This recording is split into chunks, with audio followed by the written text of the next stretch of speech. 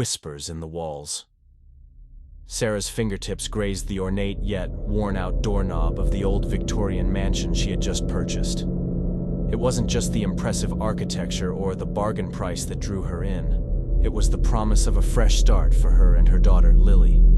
The mansion, with its tall spires and gargoyles leering from the rooftops, had been the topic of town gossip for generations. Whispers of tragedy, betrayal, and spirits trapped between worlds seemed to emanate from its very walls.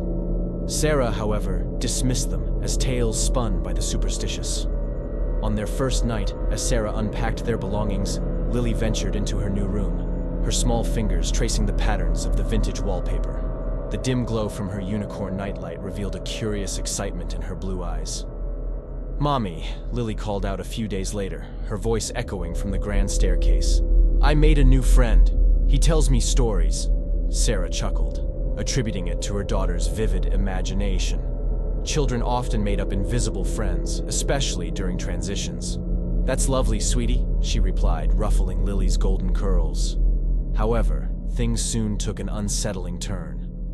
Objects would occasionally shift from their original places. Some nights, the distinct sound of whispers floated through the hallways, their origins unclear. The atmosphere grew colder, an unseen weight pressing down on Sarah. One evening, as Sarah prepared dinner, Lily recounted tales of the mansion's history, speaking of hidden chambers and tragic love affairs.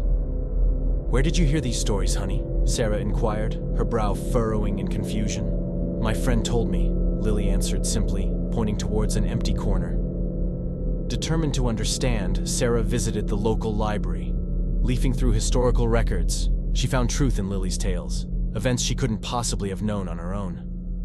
The most chilling discovery was about a boy, roughly Lily's age, who had tragically died in the mansion decades ago. Rumor suggested that his mother had abandoned him. Sarah's protective instincts intensified. She observed that Lily's interactions with her friend seemed to drain her energy. Lily's once rosy cheeks paled, her laughter faded, and dark circles shadowed her eyes. Late one night, Sarah was jolted awake by Lily's terrified screams. Racing into her room, she found the window wide open, with the sheer curtains billowing in the chilling wind. Lily was nowhere in sight. Frantic, Sarah searched the house. Her heart pounded louder with each passing second. Reaching the attic door, she felt an unnatural cold seeping from beneath. She hesitated, her hand hovering over the knob. Inside, she found Lily standing in the center, her eyes distant. The room was filled with a palpable, suffocating energy. The entity made its presence known, manifesting as a shadowy figure hovering near Lily. "You can't have her," Sarah shouted defiantly. The entity's response was a cacophony of tortured screams and angry howls that shook the mansion. The room grew colder, windows frosting over, and the shadows seemed to writhe and twist, drawing on every ounce of her strength and maternal love. Sarah approached the spirit. "I understand your pain, your anger, but taking another child won't fill the void left by your mother." The entity hesitated, its form flickering. Sarah felt its pain, its longing, and its loneliness. "She needs her mother, just as you needed yours," she continued, tears streaming down her face. "Please let her go." There was a moment of tense silence. The oppressive atmosphere lifted, replaced by a calm stillness. The entity, once filled with rage, now radiated a mournful sorrow. In a soft, childlike voice, it whispered, "I'm so lonely." Sarah, her heart breaking, approached the spirit. "You can find peace," she said gently. "You don't have to be trapped here, in this pain." Lily, now free from the entity's grasp, clung to her mother, burying her face in her shoulder.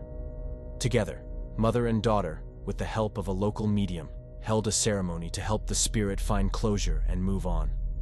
Lighting candles and chanting ancient verses, they called upon the spirits of the land to guide the lost soul home. As dawn broke, the entity, now transformed into a soft, radiant light, drifted upwards, disappearing into the ethereal realm, finally free. With the haunting behind them, Sarah decided to turn the mansion into a sanctuary for those seeking peace, both living and the departed. Word spread, and people from all walks of life came, seeking solace and healing. The mansion, once a place of darkness and sorrow, became a beacon of hope. Through love, understanding, and compassion, Sarah and Lily transformed it into a sanctuary where souls could find peace. The townsfolk often remarked on the miraculous change, and though many no longer spoke of the tragic tales that once plagued the mansion, they all agreed on one thing: the power of a mother's love could transcend even the darkest shadows and touch the very essence of the soul. Beneath the lighthouse. The coastal town of Rockwater had one claim to fame: its grand, centuries-old lighthouse. Towering over jagged cliffs, it cast a rotating gleam over the restless waves below, a beacon of safety for sailors navigating the treacherous waters. But for the town's residents, it was a source of whispered legends. Daisy, a journalist from the city, arrived at Rockwater, intrigued by tales of a cursed lighthouse keeper from centuries ago. Rumors said his tormented spirit still roamed the lighthouse, causing strange occurrences. On her first evening, she met an elderly local named Martha at the town's lone diner. With deep-set eyes and a voice like cracking wood, Martha warned, "The lighthouse may look inviting, but when the moon is full, steer clear." Daisy chuckled.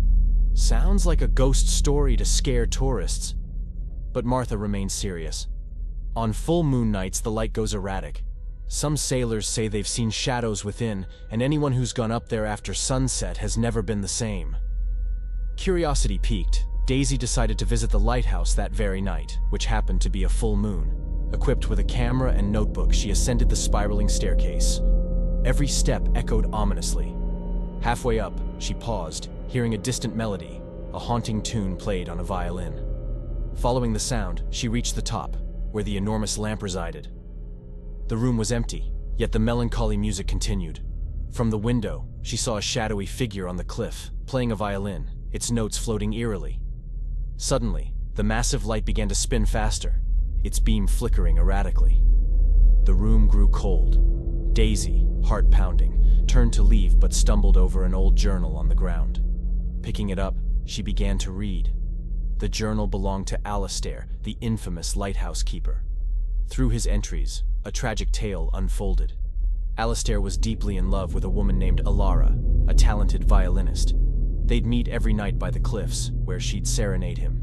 However, their love was forbidden. Alara belonged to a wealthy family, while Alistair was just a humble keeper. They planned to elope, but on the chosen night, a fierce storm struck. Alara, waiting by the cliffs, was swept away by a monstrous wave. A devastated Alistair continued to man the lighthouse, but was driven mad by grief. He eventually took his own life, jumping from the very top. Daisy felt a chill run down her spine. Looking up, she saw a spectral figure of Alistair, eyes hollow, pointing toward the sea. Following his gaze, she noticed a silhouette playing a violin amidst the waves. In a trance-like state, she descended the lighthouse and was drawn toward the cliffs. The ground beneath was unstable, crumbling away. As she neared the edge, she felt an unseen force pushing her. Suddenly, a strong hand gripped her, pulling her back. Gasping, she turned to see Martha, her frail appearance belying her strength. "I had a feeling you'd be drawn here," she said. Martha shared her own experience. Years ago, her younger brother had ventured to the lighthouse on a full moon night and was found dead by the cliffs the next morning. Since then, she'd tried warning outsiders, hoping to prevent further tragedies. Together, they hatched a plan. Using her journalistic skills, Daisy wrote an article detailing Alistair's tragic tale, hoping to give him closure. They organized a memorial in honor of Alistair and Alara, with the townsfolk lighting candles by the cliffs. That night, beneath the soft glow of the candles and the radiant moon, Alistair's ghostly figure appeared, dancing with the spectral Alara, their forms illuminated by the lighthouse beam. The haunting violin music played once more, but now it carried a note of peace. As dawn broke, their spirits faded away, finally united in death. After that night, the lighthouse resumed its normal rhythm. The curse, it seemed, had been lifted. Daisy returned to the city, her article becoming a sensation. Rockwater's lighthouse, once a source of fear, became a symbol of eternal love. Martha, with newfound purpose, turned the lighthouse into a museum, detailing its history and the tragic romance of Alistair and Alara. Visitors flocked, but every full moon, the town would gather by the cliffs, lighting candles, remembering the love that once was. For beneath the swirling waves and jagged rocks, love stories never truly end. They merely transform, waiting for someone to illuminate their tales. The Mirror of Roseville Manor. In the heart of the ancient town of Roseville stood a derelict manor, overgrown with ivy and cloaked in decades of mystery.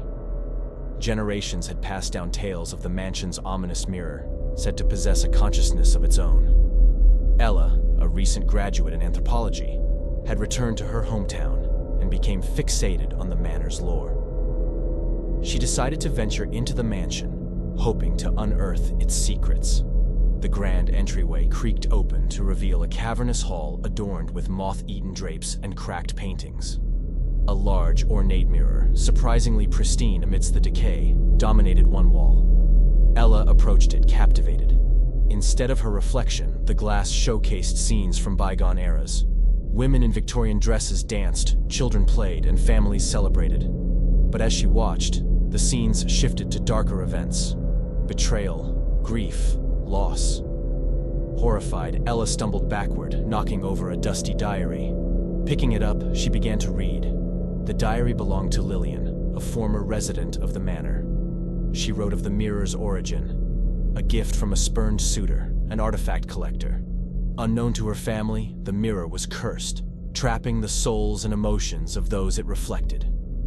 Lillian detailed her discovery of its power when her beloved sister, Clara, vanished after staring too long at her reflection. She'd become one of the trapped souls, appearing in the mirror's ever-shifting tableau.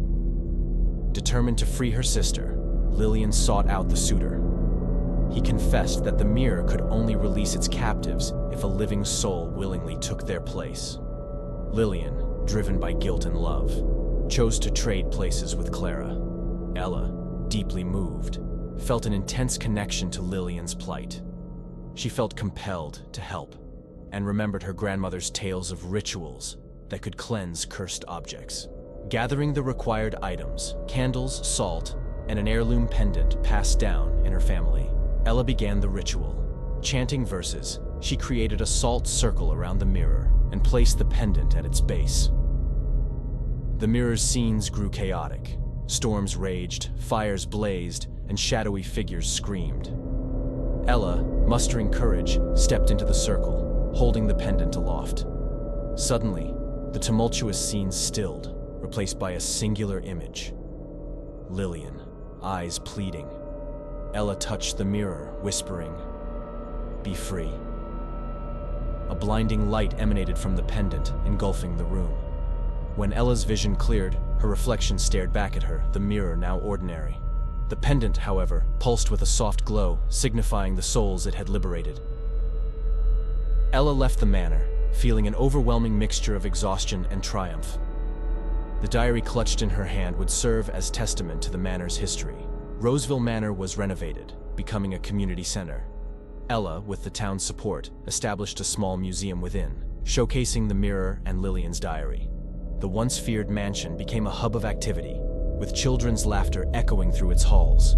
Yet, on quiet nights, if one listened closely, the faint strains of Victorian-era music could be heard, a tribute to the souls once trapped within the mirror. Ella often stood before the now harmless mirror, reflecting on the thin boundary between the past and present. Through bravery and determination, she'd bridged that gap, ensuring that history's shadows no longer lingered in the depths of the glass.